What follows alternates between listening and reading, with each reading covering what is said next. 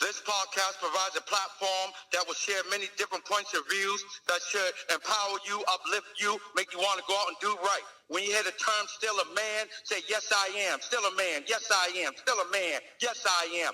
Let's go.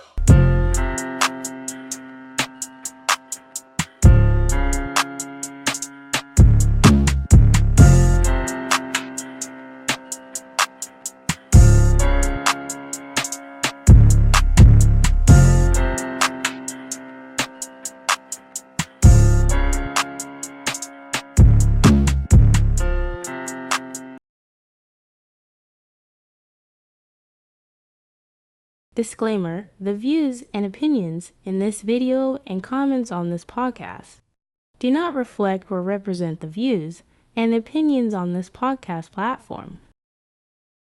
What's up, people? Welcome to another episode of the Still a Man podcast. Tonight's topic: a parent's job is never done. So, people say a parent's job is never done. And if you talk to any parents, they will tell you this is a thankless job. It has no days off. 24/7. No days off. You don't get no sick days. You don't get no vacation. And if you have children, you take your children on vacation with you. And if you have a husband, you usually take him too. Or wife, you take her. But most of the time, parents, it's a thankless job. So we're going to talk about the children, and pardon my language, but we are going to talk about some of these punk-ass parents as well. And again, if it doesn't apply to you, don't take it personal. I have been accused of being the president of the punk-ass parent club, but that depends on who you talk to. Let's go to the first question. All right, what do we got? Question number one. According to research, children are more complex and the parental ways of our elders have become obsolete. So let me give it to you one more time. According to research, children are far more complex today, and the parental ways of our elders have become obsolete. All right, we're going to do something different tonight. We're going to switch it up. We're going to go back and forth. We're going to try. We're going to see if it works. Everybody turn your mics on. And remember, if you have any rebuttals, put it in the chat or wait for there to be a break in the discussion, and then just chime in there. All right. Bert, you ready? Yeah. You up first. Yeah. I guess it ain't complex. It could be considered evolution, and we don't want to do our kids how we were done, and can't beat your kids like you could back in the day. Okay. Patsy, what do you say?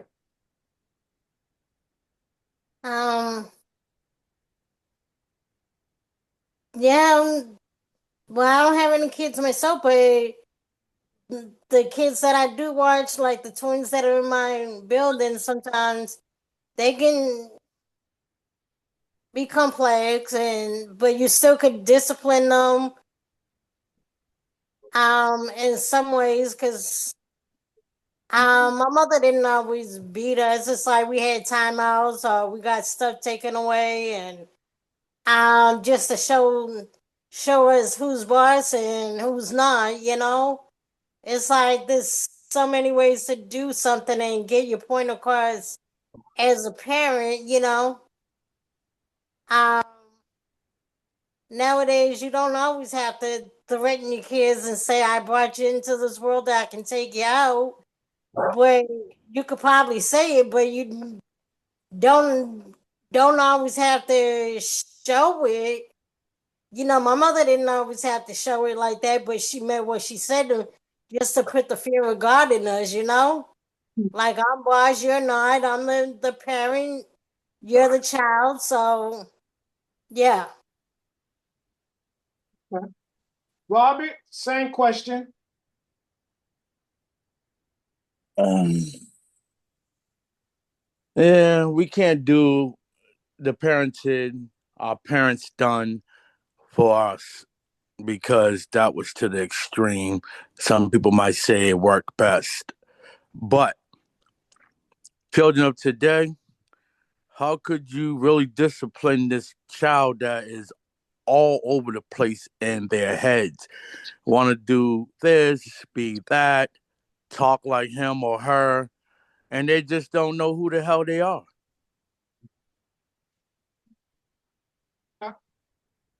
Itima, same question. According to research, the children of today are far more complex, and the parental ways of our elders have become obsolete.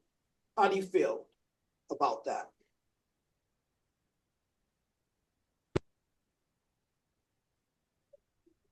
I agree. Kids nowadays, they're different from what we was raised.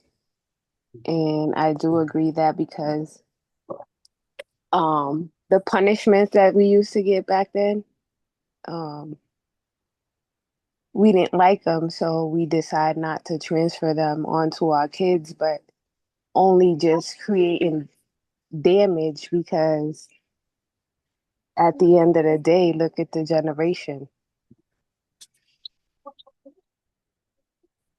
Good, good. Sean, let's get your perspective. Um, I would say this generation that's coming up is definitely a product of our and I'm going out on a limb here, misguidance, meaning that exactly what Itma said as far as, you know, we didn't discipline our kids the way that we were disciplined. And in some of our situations, some of us almost treated our kids as if they were like their best friends, if you will. And so because they weren't shown any discipline, they almost act like they don't have any respect for anything.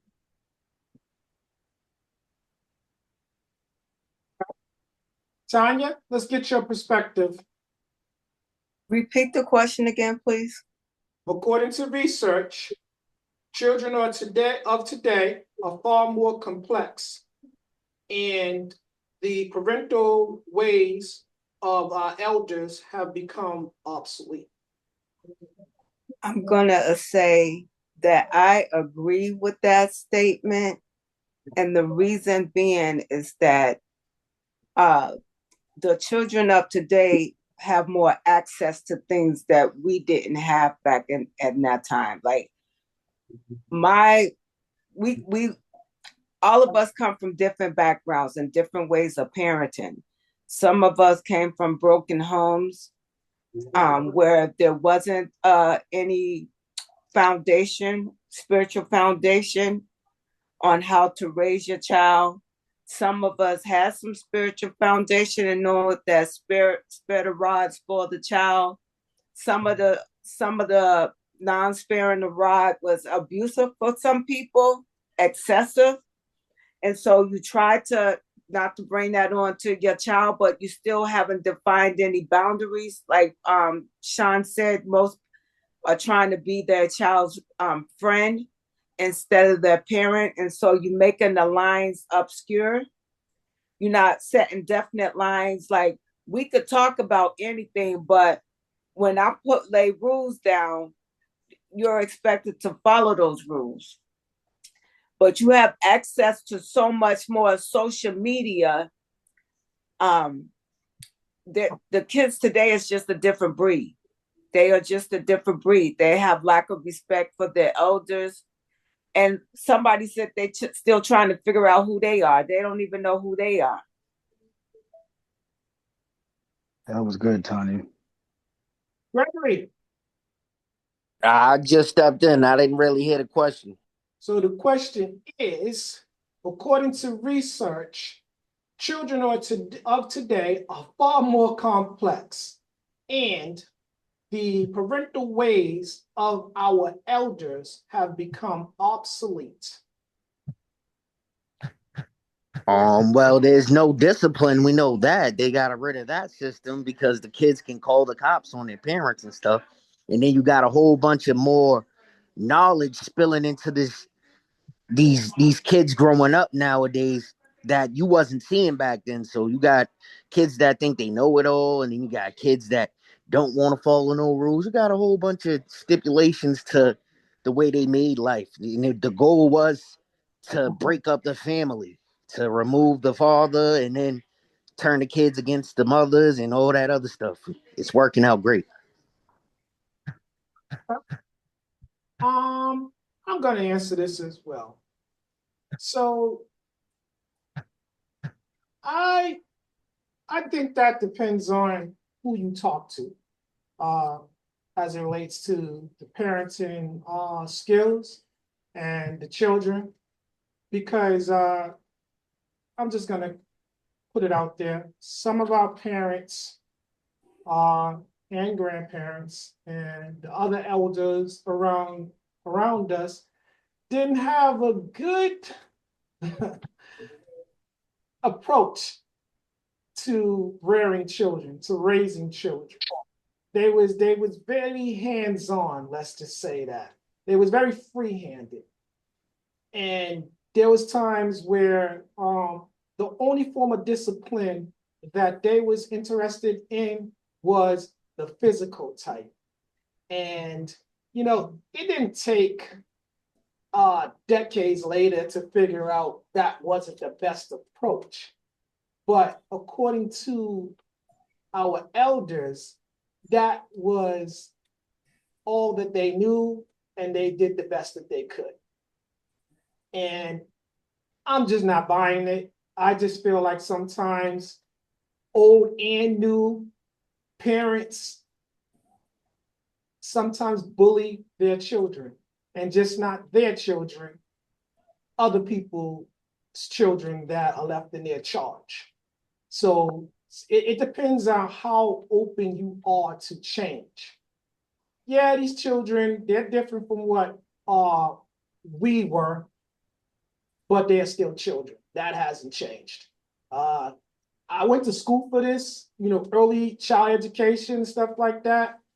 And I tell you, if you were sitting in that class and you listen to some of the case studies and listen to the answers that these people were given, and I'm talking about young people and people, senior citizens that was in this class as well.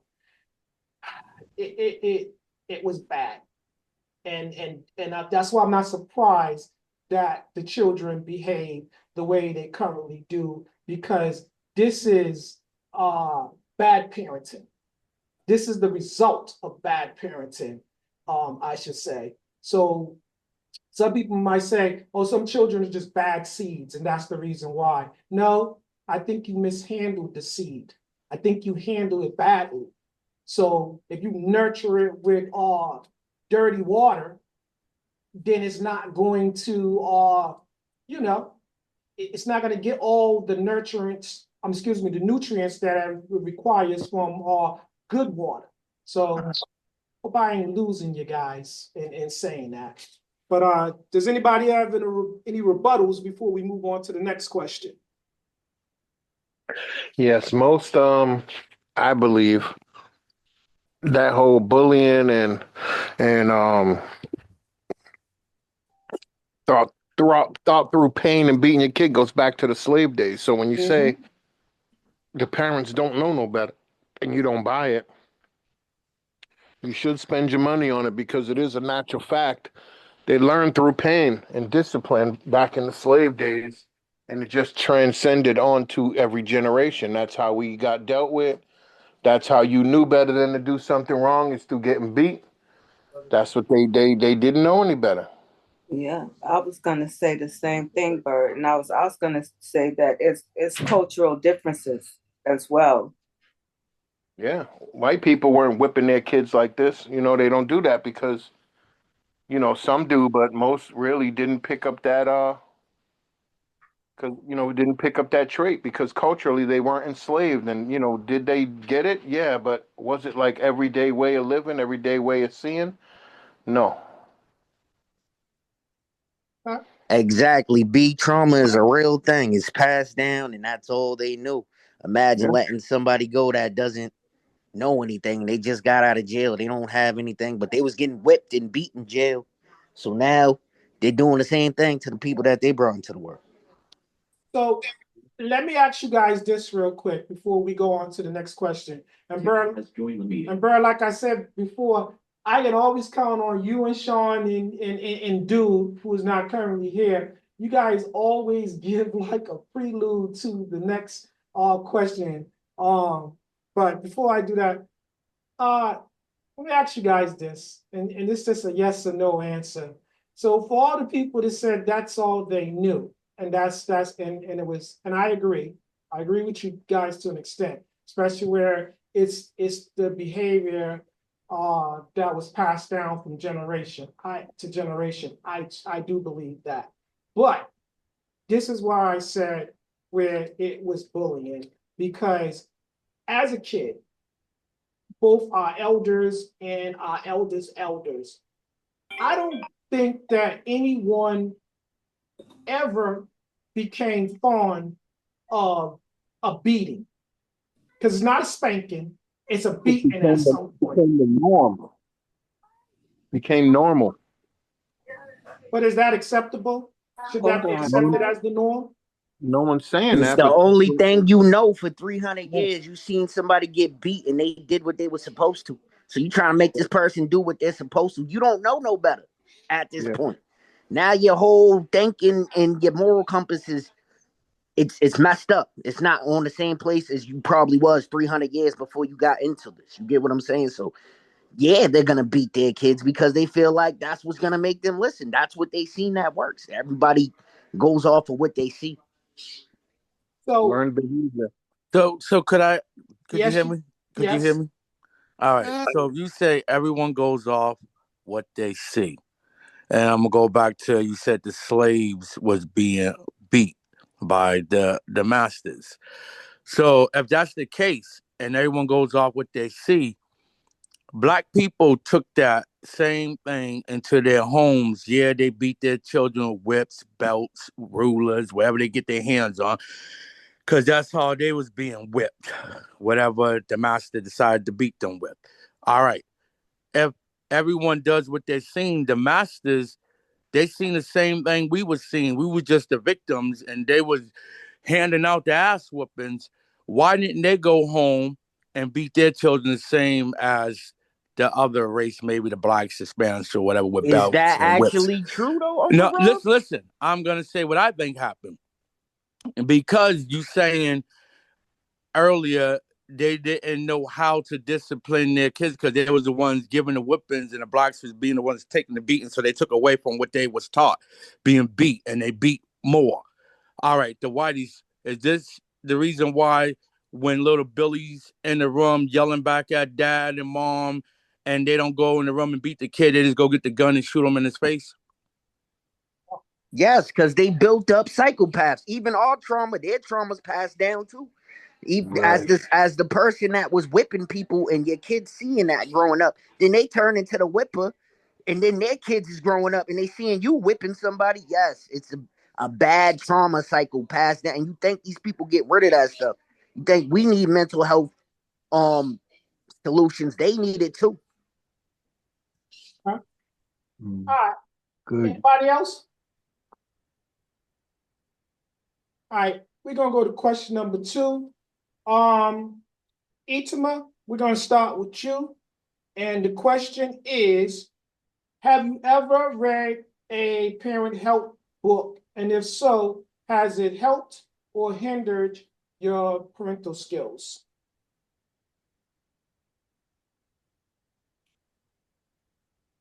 Parent Health Book, the Bible,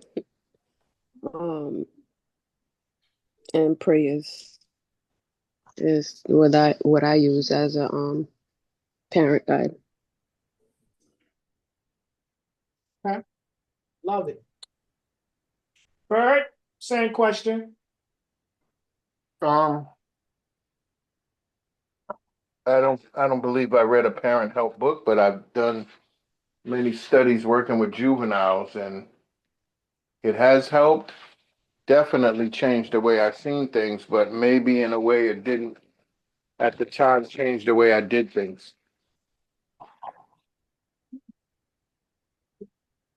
Patsy, what do you say?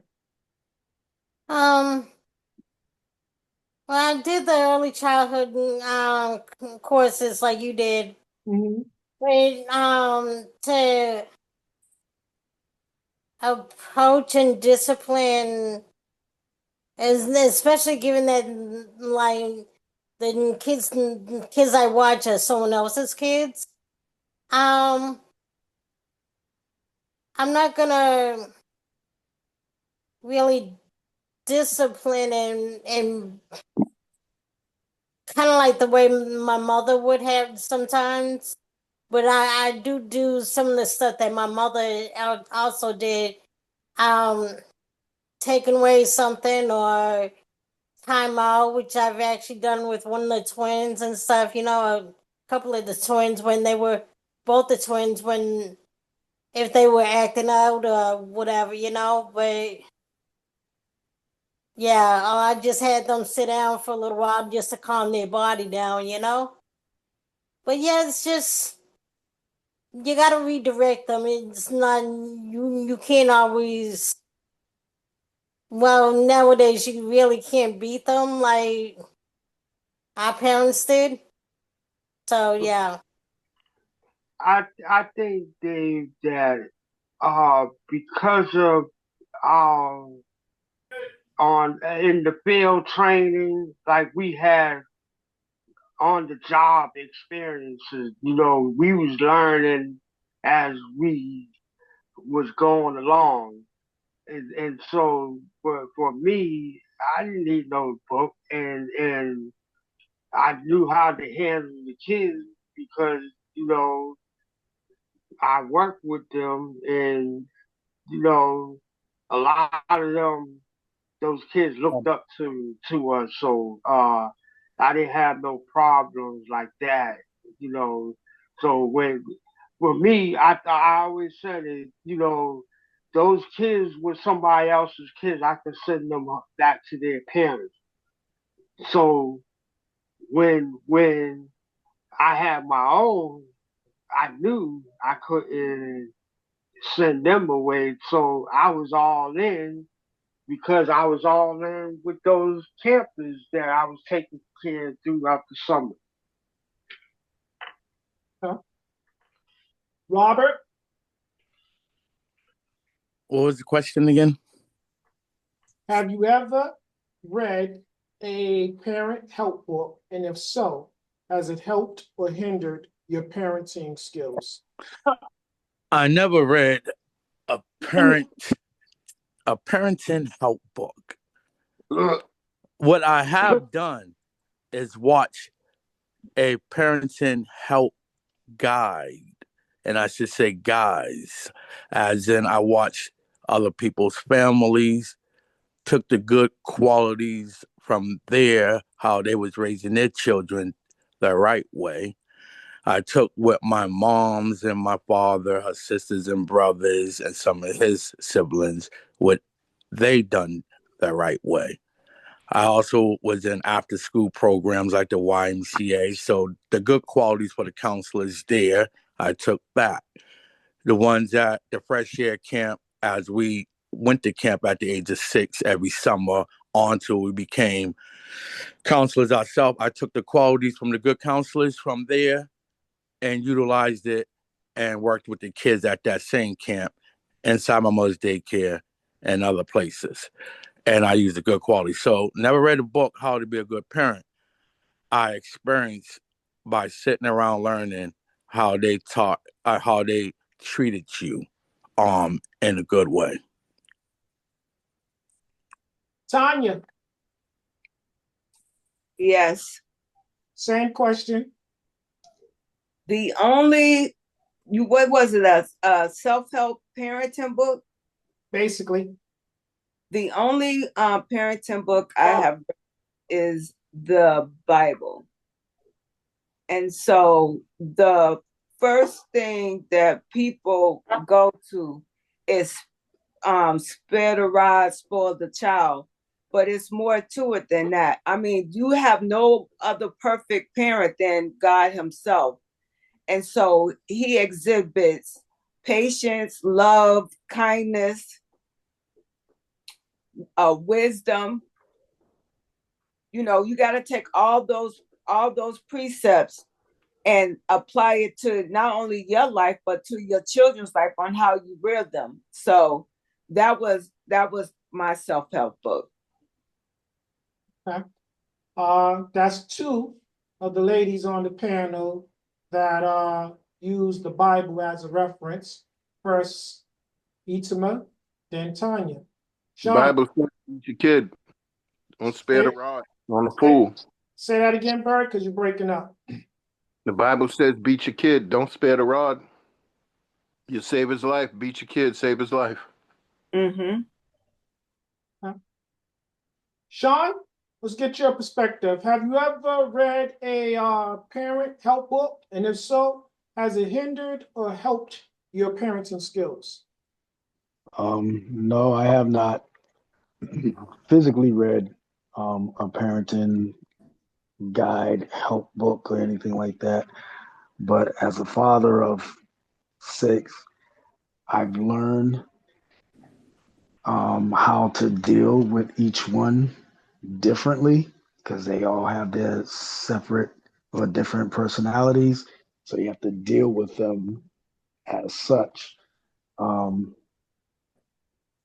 that was my learning process as far as how to deal with my children. Let me answer this question too.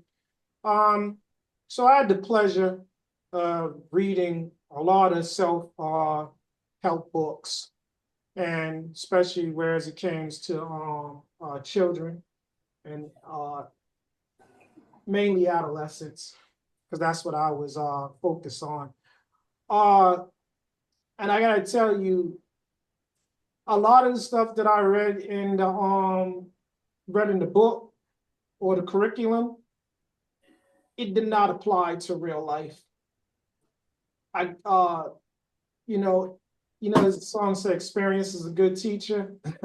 and that's where I got a baptism by fire, so to speak, dealing with children hands-on, like other people refer to counselors at camps, um, working in daycares, stuff like that. But yeah, and I had the pleasure of using the children around me as sources for my case studies in school, as well as their parents, because there's such a thing called observing and recording, and that's what I did a lot of times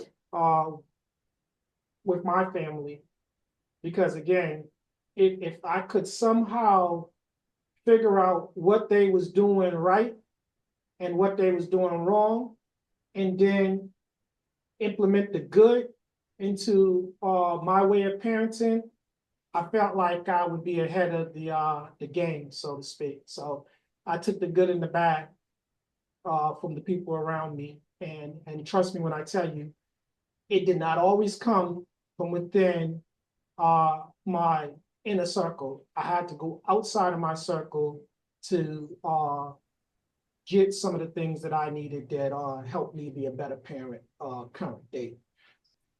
All right. Does anybody else have a rebuttal before we move on to the next? All right. We're going to go to the next question. All right. Next question.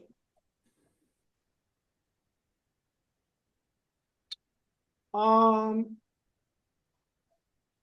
All right, so has the evolution of technology hindered both the social and cognitive development of today's children? Bird, what do you say?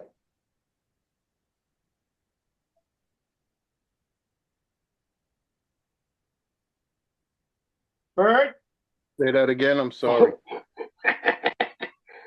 has the evolution of technology hindered uh, both the social and cognitive development of today's children? Absolutely. Kids are Uh-huh. being raised by electronic devices, social media, tablets, TV, music, very influential in what's going on with this generation of kids now. People let electronics raise their kids. It's easy to put a tablet in their hand or put a phone in their hand and let them go for broke till you don't got to raise your kid and teach your kid.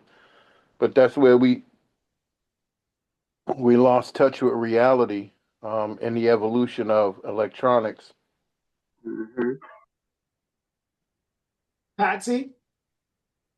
Um, yeah, I think it's hindered the kids today, but then it's also depending on the parent of how much TV, tablets, phones, then you actually allow them to pursue watching and listening to. But for the most part it is and hindering this generation nowadays because the parents aren't really involved in um what the child is watching and listening to. Um and even at that it's like you gotta know your kids, it's like but you have to be involved in what they're doing and what you as a parent, because I remember my mom just like a lot of times she knew what we were watching, and most of the time she was sitting there watching TV with us, playing games, and if she felt like we were having too much TV time, too much game time, or whatever it was, we were in the house too much, or she just we got on her nerves. She was like, "Get your ass out the house. Go such and such places." Just so she could have a little bit of time for herself. If we were not at school or summer camp, she needed a break for about an hour or two, and she was like, "Get your ass outside." So, yeah. It's like you need to do that. It's like tell these kids to take them behind outside, go to the park, or do something. Robert, Yeah. same question. Their social life, like being normal, being able to walk over and say, "What's up, my friend? How you doing?" or "Hello, lady," or whatever you want to say, "Girl." They can't do the simple thing of opening up their mouth and use words without sounding like. Have you ever seen two gorillas hold a conversation? A lot of noise. Ooh, that's They the talk. way. That's what happened to them from social media, and being able to sit and text because they can sit next to each other but try to have a straight verbal conversation. It sounds like a lot of hate and noise. But on the phone, you can't believe these two are sitting next to each other and be as quiet as a day and they're talking to each other in a decent conversation. Uh, So it's ass backwards right now. They need to be deprogrammed. Tanya, what do you say? I think it's some positives and some negatives in it. I think that it has to do with the parenting, what you allow them to see and listen to. some parents use it for educational purposes on helping they, help babies learn early. Um, it's all in moderation, but at the same time, you can't they can't sit together and have a normal conversation with one another. A lot of people hide behind the text. They pretend to be somebody that they're really not. And that is part of them not knowing who they really are because of the technology. They're using the phone. They're not spending the time to do any self-evaluating and figuring out who they are. They're spending all the time on the phones talking to friends that they don't even know half the time because they met them online, and this is who they call their friend because they talk to them every day. Timmy, has the evolution of technology hindered the social and cognitive development of today's children? Yeah, but to add to what Robert was saying about people, it remind me. It seems like people saw that clip in goddamn who was it don't drink gin and juice in South Central, where the two dudes is out there standing right next to each other, and the other one paged them, and he picked up his phone and called and said, "Hey man, you call me?" He said, "Yeah, let's be out." That's what it seemed like. That there just kicked off this whole thing with the talking. If you talking about somebody, you're right in the room with them. You go text somebody else. Mm-hmm. This, because y'all have y'all private conversation now. Your eyes don't lie. The people see in steady your eyes and your body language. They can tell that you talking about them. So but for me, I think they don't go outside no more. Just like Bird said, the phones, the games, and anything else that they put out there that technology is is is clouding the kids' mind up, and that's all they want to do. They don't want to learn nothing about getting their hands dirty, like planting and stuff like that. They don't want to learn how to, do stuff like we did, like bike fixing our bikes or hooking up speakers, making go karts and stuff like that. They don't want to do none of that stuff. Sean, hold that thought, Tanya. Sean? Yeah. Um, I I definitely think social media is a major influence on our young people. I mean, I've witnessed 2 and 3 year olds that know how to work a tablet better than I can. Mm. Yeah. And and because that's everything is so is online, it just seems normal. And it's definitely hindering their personal interactions with each other, with other adults. I mean, I know of some young adults that have a problem talking and dealing with people in public. Mm. Yeah, And it's isolating. yeah, Right. It, definitely. it definitely is for sure. Gregory? Simple way to put it is the lunatics have taken over the loony bin.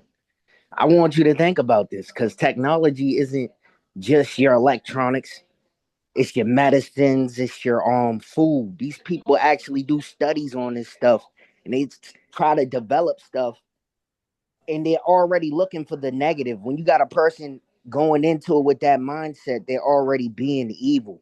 So when you have studies that say the human attention span is getting shorter, who is the person that is conducting this study? And What are y'all doing to come to these conclusions? You get what I'm saying? So they're putting this stuff out here for people to be dumbed down and not really pay attention to what's going on. And then you got all these kids getting autism from their new drugs and stuff that they're making. And look at the fentanyl epidemic. Like when they got something to mess up the community like opioids, they come out with something new that's even worse. Fentanyl. You get what I'm saying? Like I just don't be understanding the mindset with these mad scientists. Tanya, let's get your rebuttal. I was just gonna say that it's not necessarily just bad for the younger generation. It's the older generation too. They get caught up in the different from the algorithms that they keep sending to you. They keep you in that tailspin.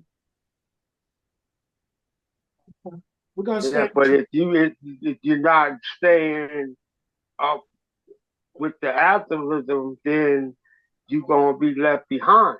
It takes away your critical thinking skills. All right. We are going to move on to question number 4. Let's speed this up a little bit. Tanya, we're going to stay with you. Have the children of today become more defiant, or have the parents become more compliant? I think it's a little bit of both. I think it's a little bit of both. Some parents have become more compliant, and the ones who haven't become compliant, their children have become defiant because they think they know, because they're getting so much information, they think they know more than what the parent knows. And they're not taking into consideration that they've been here long before them and they have wisdom and knowledge that they can pass on, but because they look at us as old heads, we don't know no better. Like we can't understand what they're going through, and we've gone through the same thing. It's just a different version for a new generation. It's the same thing, different name. Times, the time change, the the uh the interactions and everything else is the same. It just repeats. Only time changes. Well, that's the way they designed that too. Even in the school system, they was teaching the kids from the kids that's coming up next year. They was teaching them advanced classes compared to the kids from the last year. You get what I'm saying? So if you're in the third Mm, grade this year, now you're learning something that the fourth graders was learning last year. You get what I'm saying? mm-hmm, So mm-hmm. it's a ripple effect of them. Look, if you bring home some algebra or something to your parents and they're looking like, what the hell is this? You get what I'm saying? Because they didn't teach them that in school. So it's that dynamic too. Everybody get no It's, it's, break it. it's a They did. process of them conditioning you into an obedience that they want you to be in the world. It's set up for society. So, Timmy, we got your perspective, we got Gregory's perspective, and we got Tanya's perspective. We are going to go to Patsy. Patsy, the question is, have children of today become more defiant, or have the parents become more compliant? Um, a little bit of both. Okay. Bert, what do you say? Can you hear me? Yep, I can Mm-hmm. hear you now. I believe children are becoming more defiant because they are aware of, I think someone else mentioned it, the amount of access to information. Even with current laws, which I believe are put in place to protect children, they're being exploited through it. I do think some people are becoming accepting of it, opposed to, to avoid conflict. But is that the right way to go? No, but kids these days are more entitled. They feel more entitled. And like Tanya said, most kids think they know more than you, like you haven't lived the life that they've lived, they're probably not even worse. And all you're trying to do is help them avoid what you went through. But isn't that the same thing that our parents may have done to us? And we didn't want to listen and we went out and did what we wanted, even though, against the advice of what we were given. Sometimes you just got to let life whoop your kid's ass a little bit just for them to wake up and to get a better perspective on things. And I don't want to say we're letting them get away with shit. I think some smart people are saying, you want to learn? Go ahead. Go find out then. Go to jail or go fail. Or, you got to. I think now you try to do everything to protect your children, but you have to let them fail for them to get a taste of success. If every day is success, then there's no meaning for failure. So you gotta now, I feel again throughout time, you gotta let life whoop that kid's ass a little bit for them to get a perspective and say, damn, Mom Dukes was right. Oh shit, damn, Dad was right. He told me about this 20 years ago or 10 Mm-hmm. or and we're all going through that now. Most of the stuff we're figuring out, our parents gave to us, and we try to and pass that experience on. But again, I know I knew too much. You couldn't tell me shit. I'm out here. And I had to learn and I had to fail. I had to fall. I had to get up. I had to fall again. I had to get up and fall again or just figure some shit out. And now as a more seasoned piece of meat, I understand where some of that came from, and some of that made sense. I just wasn't hearing it. Mm-hmm. So it changes my perspective to say, yeah, I can tell you and show you and give you, but you got to figure this shit out. So I'm at a crossroad dealing with an adult now, figuring out I'm just looking to let life whoop your ass a little bit. I mean, I can impose my way, but what is that going to do? That's right. Go ahead, life, whoop his ass for a little while. Let him see it. Let him feel it. Let him Right. taste it. Let He him he touch it. gonna he gonna know that you was right in the long run anyway. Right. And I don't want to be right, but I want to let you figure it out opposed to me figuring it out for you. I can Yeah. push Cause you. I can make you you. already been down that road that he he's he's been down. You probably already been somewhat on that road, that path that he's Right. on. So you want to enlighten him so he don't make those same mistakes. But he's got to make those mistakes for him to grow. Mm-hmm. So I'm at Yeah. a point now, I would normally have put my foot up your ass, but now I'm just putting my hands in my pocket and closing my lips and letting you find your own way. Figure it out. Yeah, it makes me think of the biblical story of the prodigal son. He went out and asked his daddy for his portion of the uh, Inheritance. inheritance, and he went out, spent it all, and ended up in the pig pen of where he was working at. And he was like, "Wait a minute, my daddy's serving some eating better than what I am." And he came to his senses real quick, went home, dragged his ass home, and asked if he could work for his dad, and then yeah, sometimes you gotta let your kids be a prodigal son or daughter, whichever way you want to look at it, and let them figure it out. Only thing I got to say about that story is that prodigal son had enough critical thinking sense to know that I could get better than this. But because of the social media of the electronics, it's caused these kids' minds to be numb that they really can't think for themselves to even Right. come to that decision or conclusion that I could do something different. I can go a different way about this. Oh, I can go back and get that advice from that person that was trying to give it to me.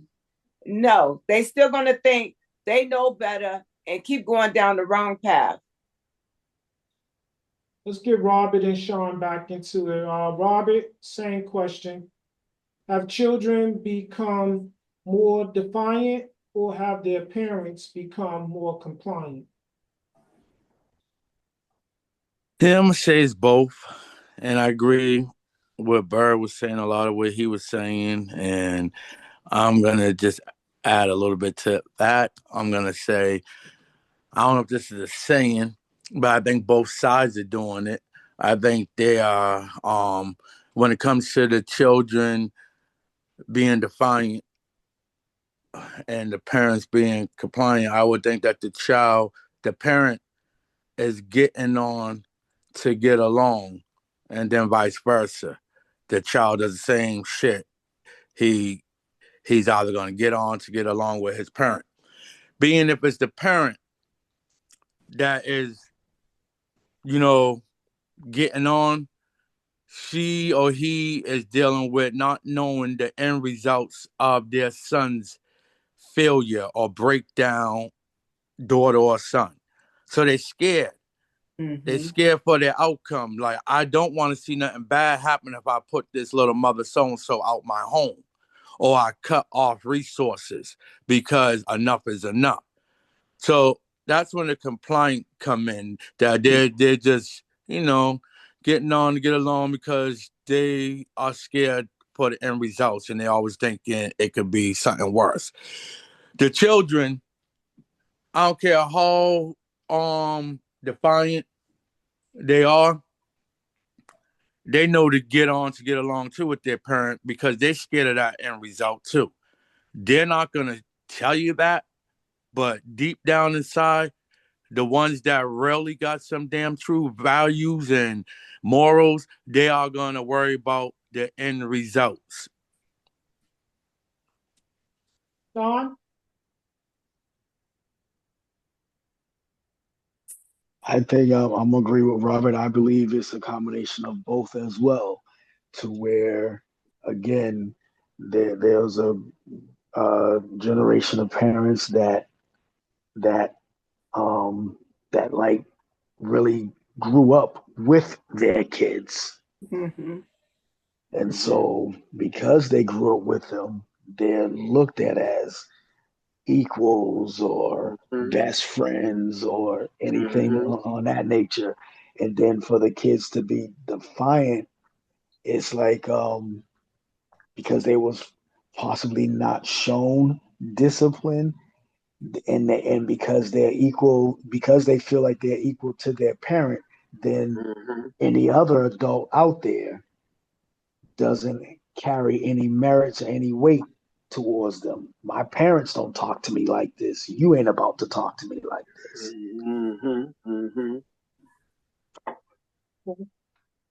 Um, we are going to go to question number 5, and we are going to start with Patsy. Patsy, question number 5.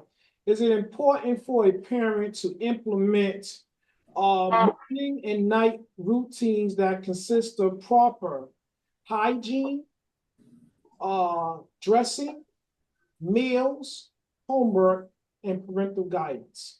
What do you say? Yes, I think that's very important, and you gotta start that very young, so that way when these kids are going to school, they're not going to school thinking it's okay to smell like crap. They're having bad breath, and they can dress any kind of way. Um, so yeah, you gotta implement a good hygiene and dress code with these kids, and let them know like you can't go to school any kind of way, go out in public any kind of way. You know what I'm saying? We're going to go to Bird next. Same question, Bird. Is it important for parents to implement morning and night proper routines consisting of hygiene, dressing, meals, homework, and proper parental guidance? I mean, I'll keep it short. It is important. It's the building blocks of building someone up to be an adult. Why do I got to do this? It just builds character. It builds routine. It builds structure. It's just the building blocks and the foundation of bringing someone from adolescence to adulthood. Tanya, same question. What's the question again? I'm sorry. Is it important for parents to implement morning and night routines consisting of proper hygiene, dressing, meals, homework, and parental guidance? Yes, it is. It's important. It very much is important. It becomes a battle sometimes, but it's important. Because these kids these days, I don't know, I don't know, they think that they could just throw on a sweatshirt and some of them be going to school in pajamas. It's just crazy. That's the clothes they made them look like they could go wear them outside. Okay, let's get Gregory's perspective. Some people come from lines of barbarians and cavemen that had to be taught how to wash their ass. You get what I'm saying? So they don't care that kids nowadays don't care about hygiene or don't want to wash their ass or go to school in pajama pants, just woke up, didn't brush their teeth. That's disgusting. Listen, and I alluded to an episode about this because there's definitely parents, it's full generations of people that are raising people that are sticking bars of soap up their ass. It's craziness. Shit's gonna make them itch like a motherfucker. John, what do you say? I have been baffled by this for 5 years because I don't understand how a generation is comfortable with laying around being dirty and crusty all day and then get up, run outside in the same clothes that they got in their bed with, come back in the house and lay around the house just like that. And then there are adults that are like that. I don't understand it. That's where they get it from. Yeah, I don't get it. We live by learned behavior. We don't just make Yeah, stuff up in our heads as children growing up. It's just not a made up process. You you're provide right. structure at nighttime and routine in daytime, it carries over to that person as an adult. You're And right. it transfers to their children because it's Mm-hmm. just what they learned. If you watch your parents just get up and go and lay up and be lazy and do this, you develop that same routine. So that's And what makes this question make sense because that is the most important part of building that person up to be an adult is providing structure, routine. Life is routine. Every single person in here wakes up the same way, washes up the same way, dries off their body the same way. Mhm, It's just a lifetime of routine that we build as starting at an early pace. mhm. We're creatures of pattern. That, We do things yeah. in routine, and if that routine is kind of set off, you kind of get a little bit anxious, or you feel out of place if you don't feel right. If you got up and just had to, you were late for work and just had to throw something on, you don't feel right because you don't feel your routine was completed, and the rest of your day is just out of sync and out of tune. So it just makes better sense to build a routine in life. Mm. Robert,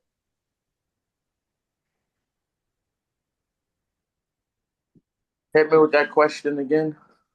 is it important for parents to implement morning and night routines that consist of proper hygiene, dressing, meals, homework, and parental guidance?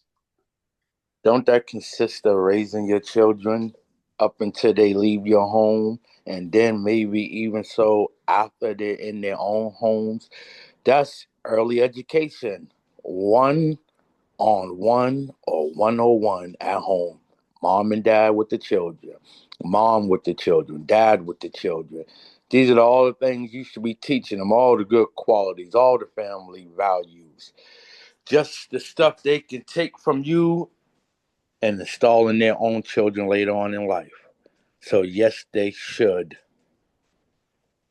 Um, I'm going to answer this one too. I think it's very important for parents to implement proper morning and night routines. Let's start with the hygiene. Yes, it's very important that children learn that bathing is essential. They should be washing their face every morning, brushing their teeth and tongue.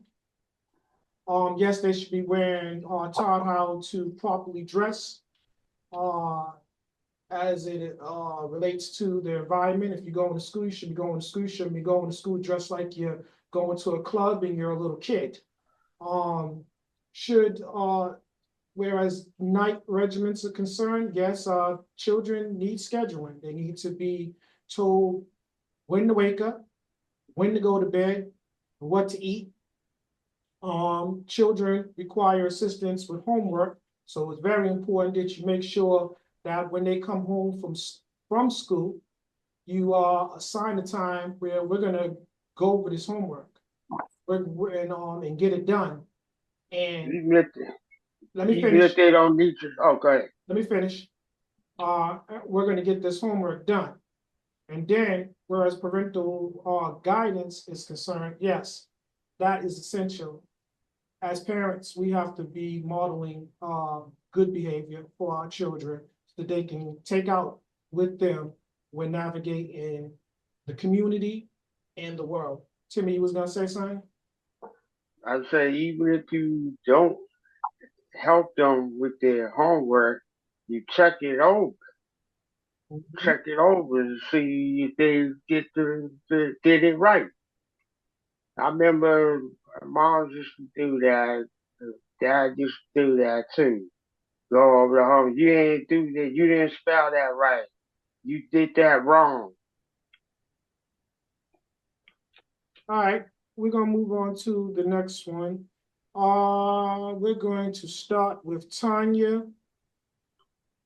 Tanya, um,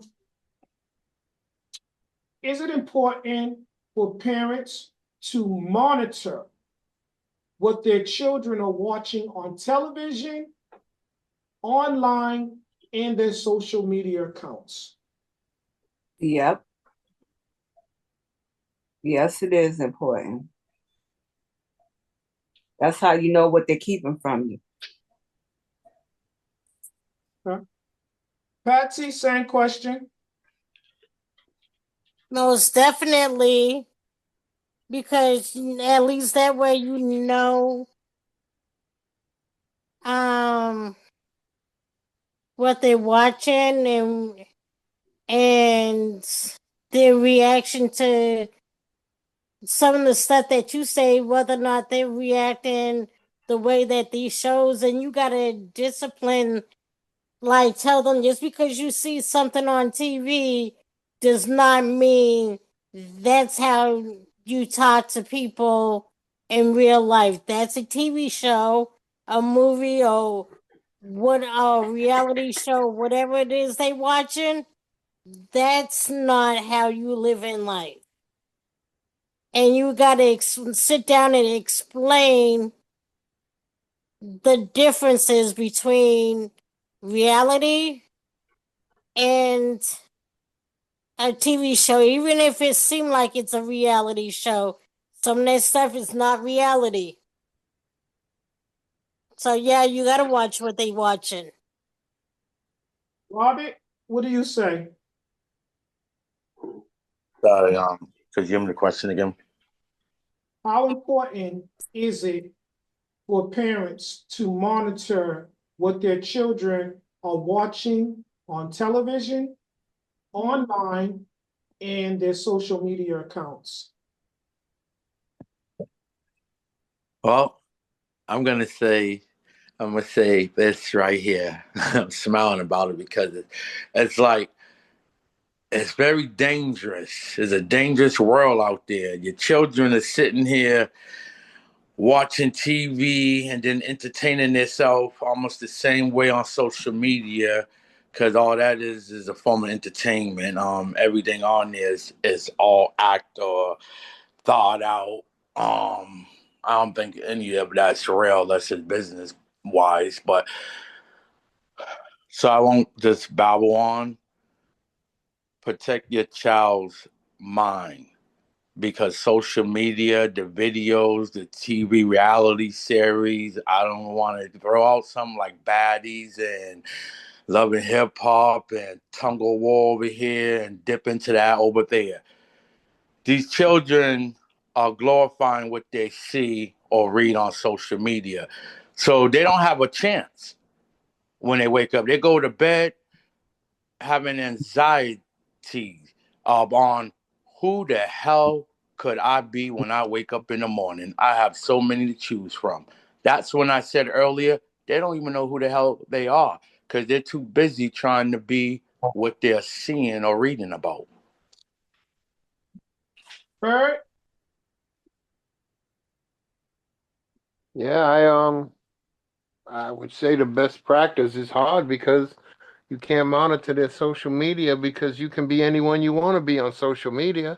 I don't got to put my real name and government name on there for you to know. I could be, Billy Bob Thornton on social media, and you're never gonna know. So it's just hard. You have to provide enough support to your children and hope that they utilize some of the gifts that you bestow on them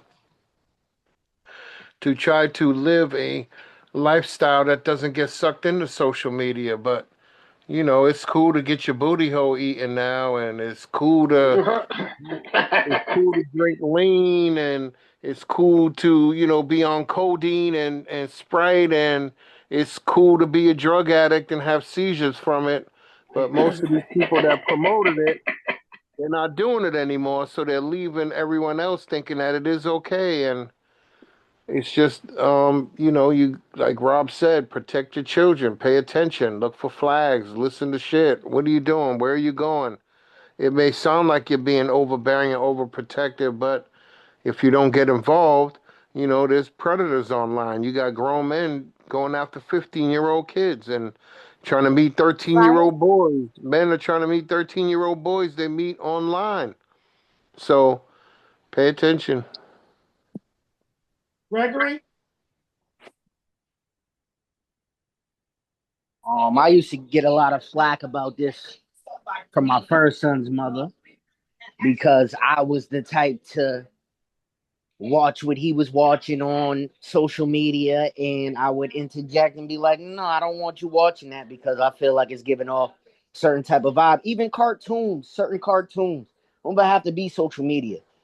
Like, I didn't really want my son watching Yo Gabba Gabba because it was too feminine coming off from a masculine guy, a guy that should be masculine, teaching us you don't want your son watching this cartoon. You get what I'm saying? So I used to interject and used to get flack from my baby's mother about it. And even with clothes, this goes back to the technology.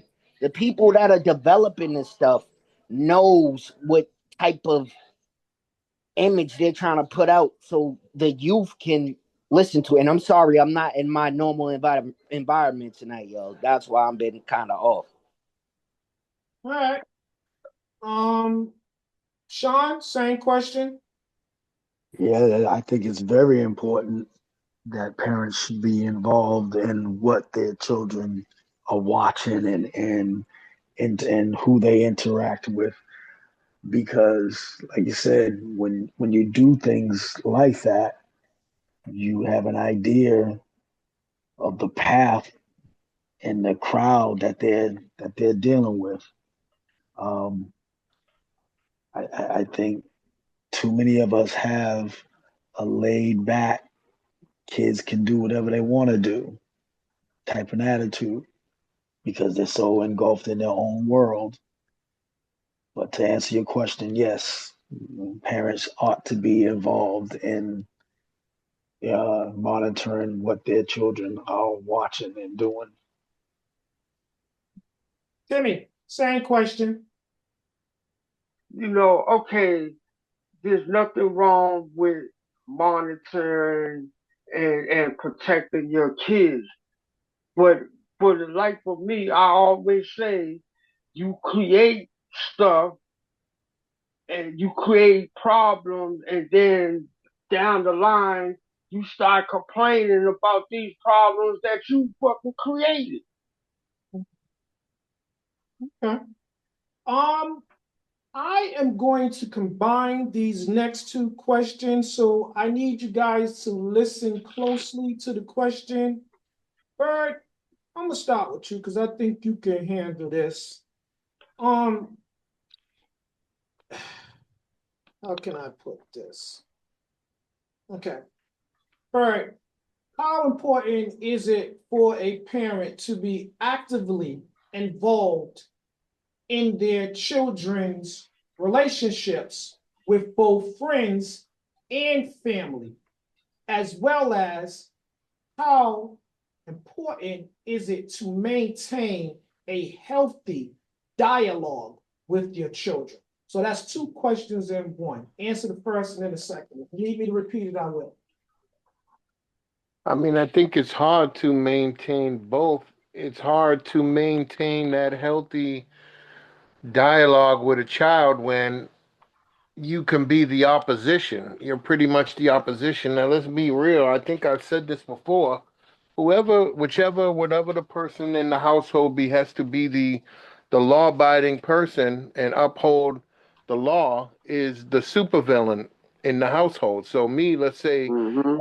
dad in the house, I'm not there to be your friend, and I'm really not there to be understanding about some shit because to me, right is right and wrong is wrong. If it's wrong, I don't want to hear it. You're not doing it. Shut up. You don't have a say. Whatever you're saying to me isn't gonna matter.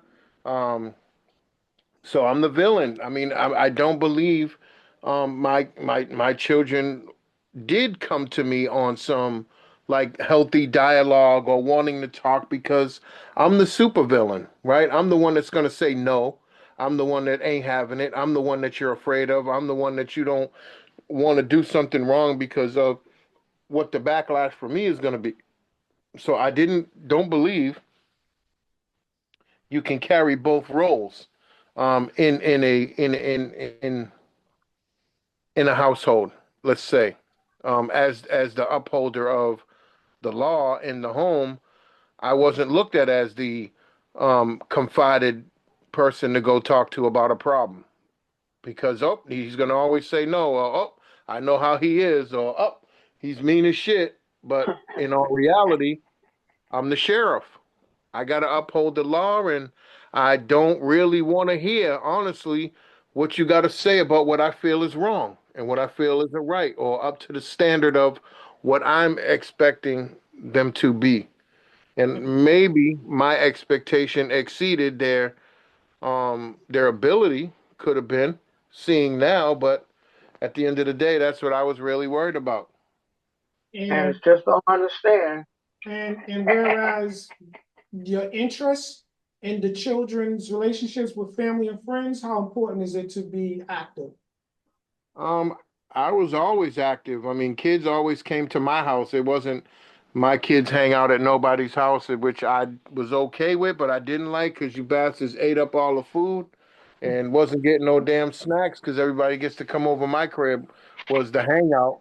I definitely played a pivotal role in who my kids are around. They basically hung out with about six kids and they all played ball together, and that was it for their friends. And unruly kids weren't really allowed to be involved in my kids' life if I knew about them. But I didn't know all the kids they were involved with. I did know most of them. And most of them didn't even have a two-parent home to grow up in. So Mm-hmm. Sean, same question. Give me the first part of. I know the second. Give me the first part of the question again, Um, please. I'll give you the whole thing. Okay. So basically, how important is it to have an active interest in the relationships of your children with both family and friends? And the second part is How important is it to maintain a healthy dialogue with your children? Across the board is very healthy because again, like I stated in my last answer, when you're involved, you have the knowledge of knowing what's going on with them. And when while being involved, be genuine with your involvement because that also open the doors for them to be able to come and talk to you and can trust that they can interact, talk to you and not be ridiculed or feel ashamed of whatever it is that they may be dealing with. And as far as dealing with their friends, I was fortunate enough that I was brought up in the church, so I brought my kids up in the church. And not saying that everything or everyone in church was perfect, this and the other, but they had the same type of struggles, situations to where they was on common ground. And so, dealing with that and talking to them was easy. And it's a familiar and comfortable environment. Robert, same question.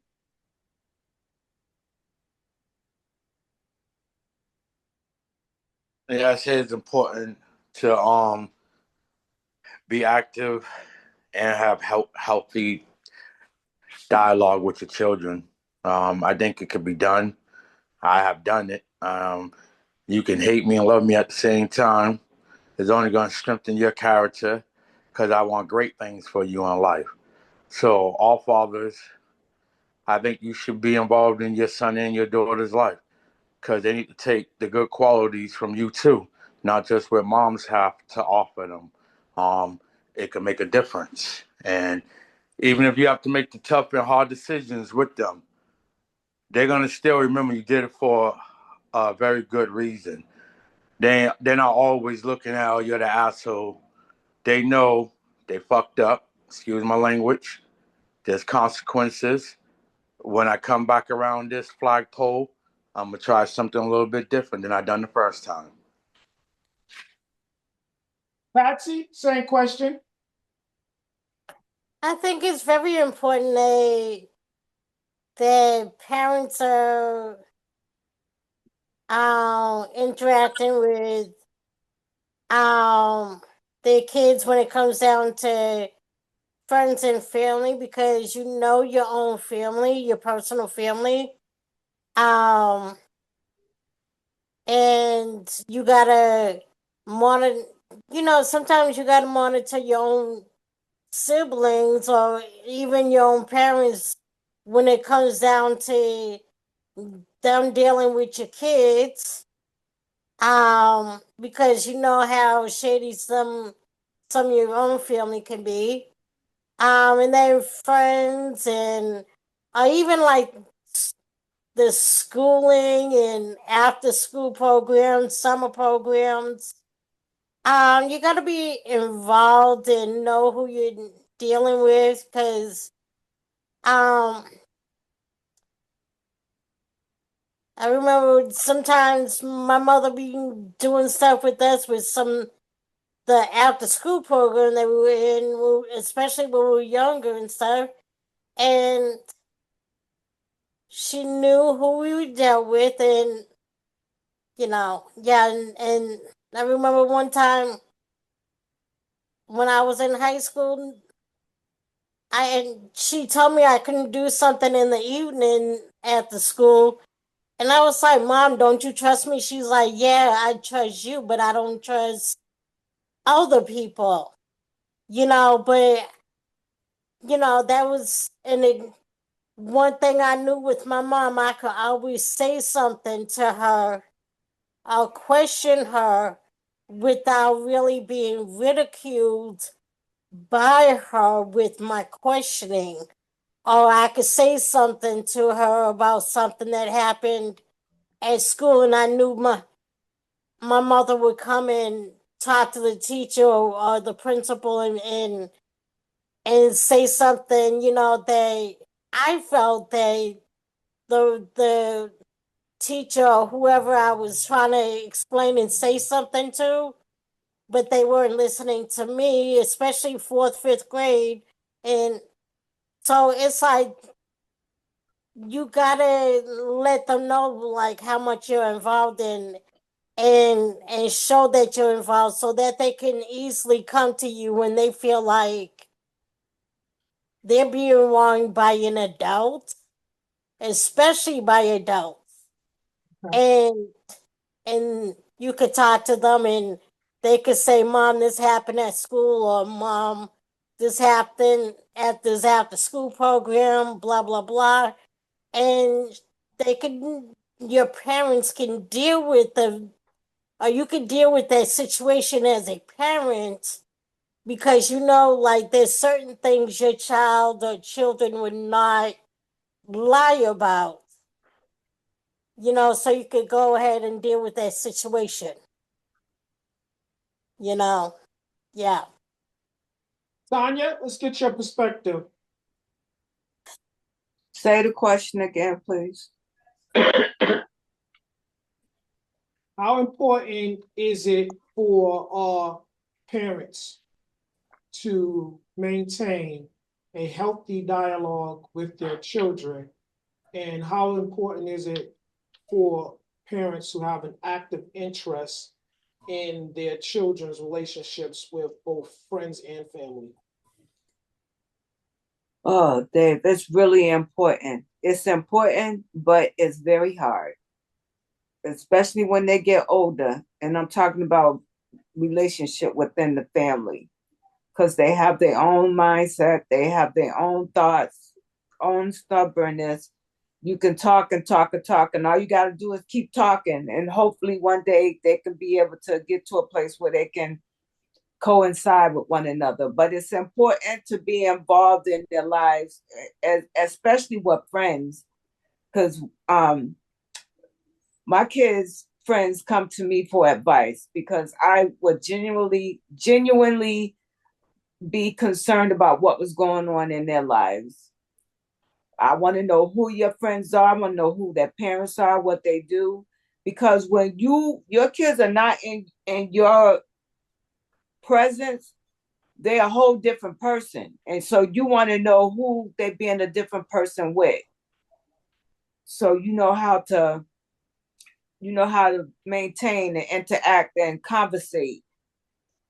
And it's got to be genuine. It's got to be genuine where they can feel comfortable enough to come and talk to you about anything. If it wasn't me that they was coming to talk to, it was my husband that they would go talk to. Kids know who they can go and talk to and get a yes from. But the beautiful part of it is that when you're in a two-parent household and they try to divide and conquer, is that you have that relationship and that conversation with your counterpart where you conversate and before you give them a yes or no answer. Timmy, so same question. What was it? How important is it for a parent to maintain a healthy dialogue, and how important is it for a parent to be invested in their children's relationships with both family and friends? Uh, I feel like you should have an open conversation with your kids. Don't shut them down. Listen and then give them your honest opinion. And if they take it or don't take it, don't be upset. They believe me, they gonna remember it some way down the line. Is whatever you told them, it's gonna be in their head for sure. We got about 12 minutes, guys, so we are going to need the mini skirt versions of these answers. This is going to be the rapid round. So I'm going to combine two questions together. Sean, we are going to start with you.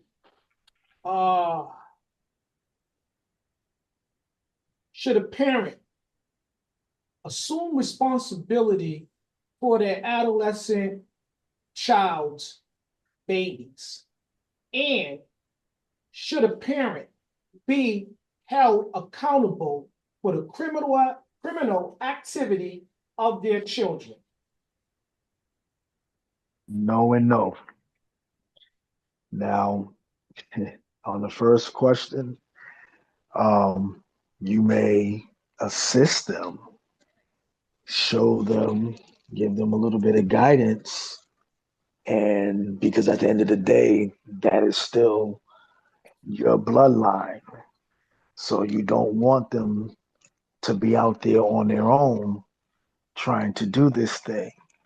But you can't take over complete full responsibility because I don't necessarily go with that statement. If you was old enough to lay down and do this thing, you need to be able to handle this thing.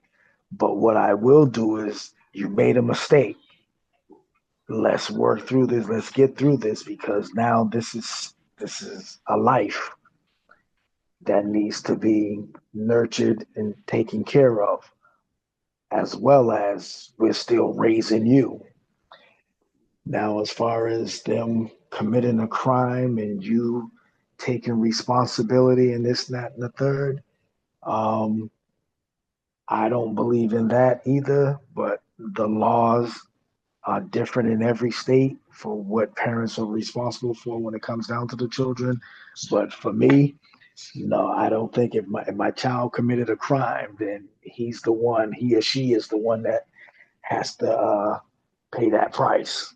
Mm-hmm. Timmy, same question, 60 seconds or less. I agree along with Sean when you say, but for those parents who know that their kids out there doing stuff and they are encouraging it and they giving them weapons and stuff, you should be held accountable for your kids' actions, what they done, and your kid should be held accountable. Yes, on that question. And on the first question, what was it? Should you be responsible for raising your child's babies? Uh, that's on the half and half because if you love your child and you love your grandkids, right? Then you're gonna want what's best for your grandkids, right? So you're gonna do things for him and as the grandparent, you're going to do these things because you see that the mother's having or the father's having problems. So you're going to lend your helping hand. But like Sean said, don't try to come in and take over and act like that's your kid. You were only there to give guidance and help when needed. Tanya, same question, 60 seconds or less. I'm going to agree with Sean and Timmy. Patsy, same questions, 60 seconds or less.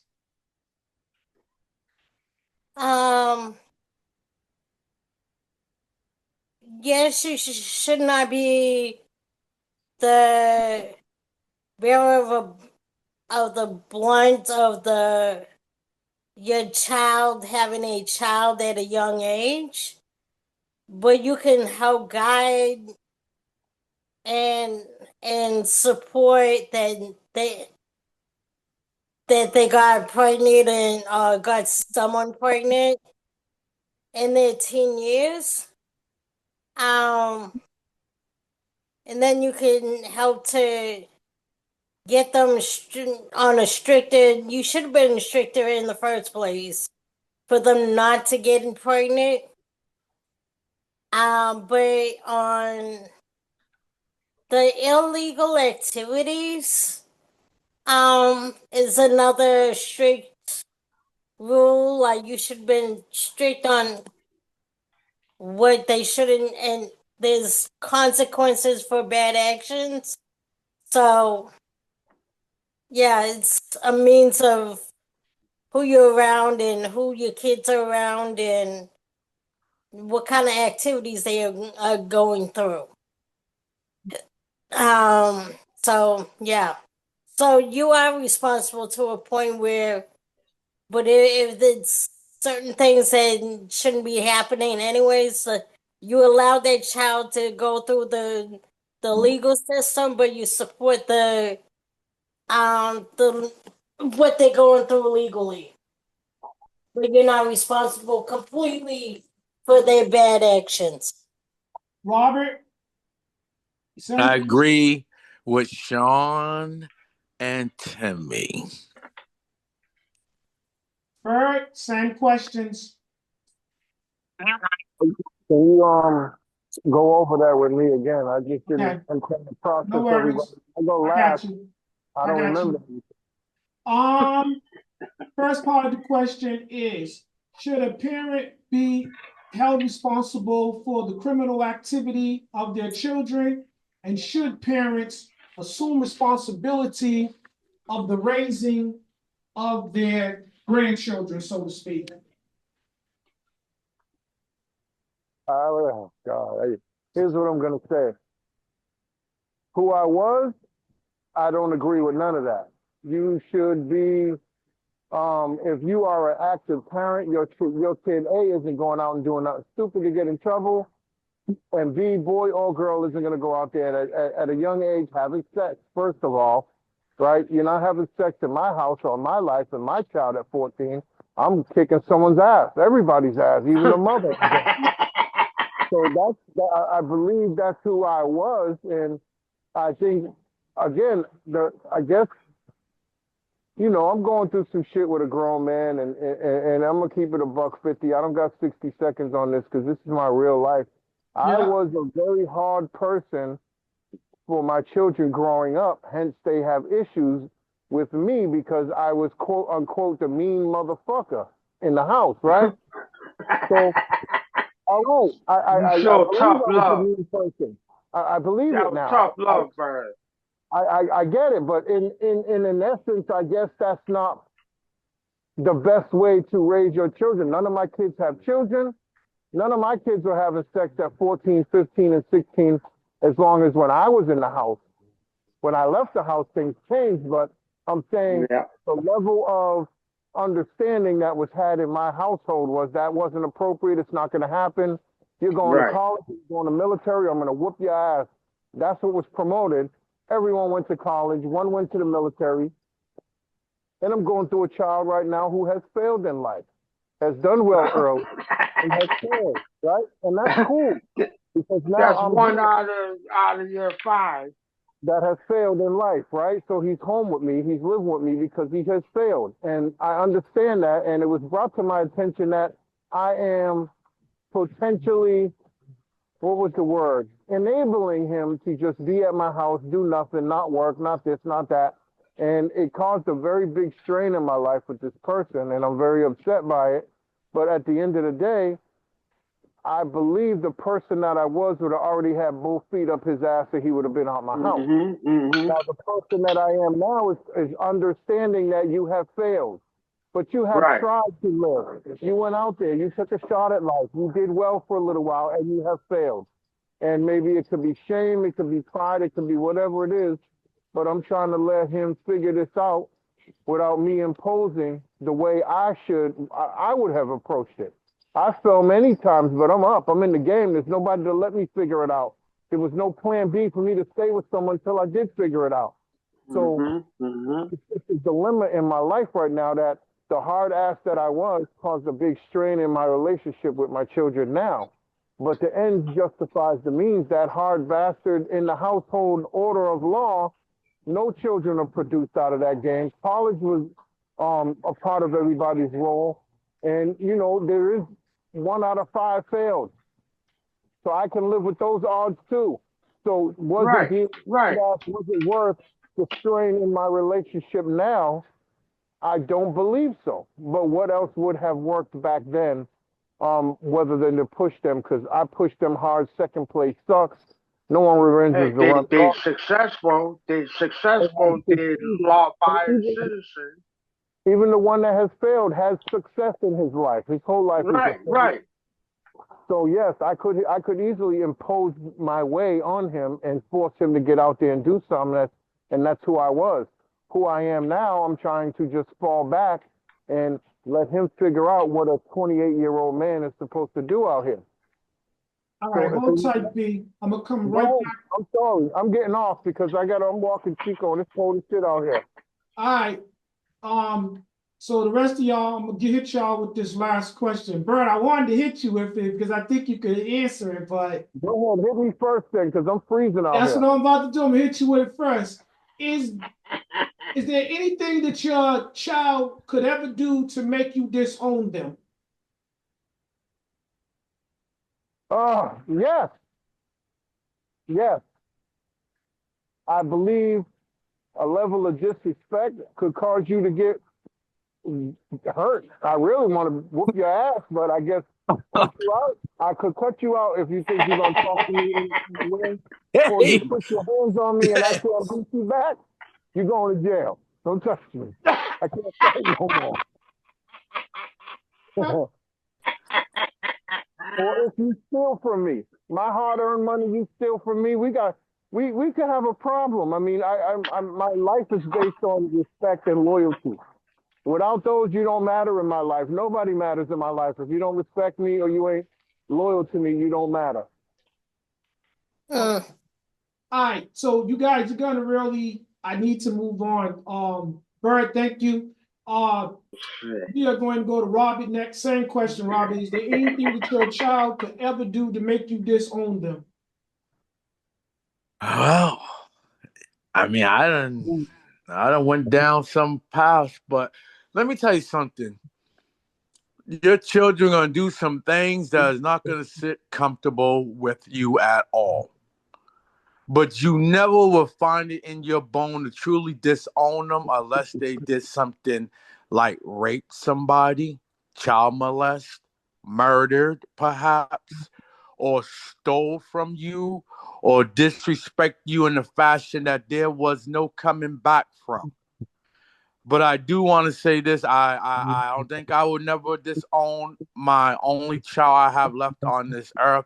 I've been through some testing times with this young lady, but it never made me close my parenting doors on her.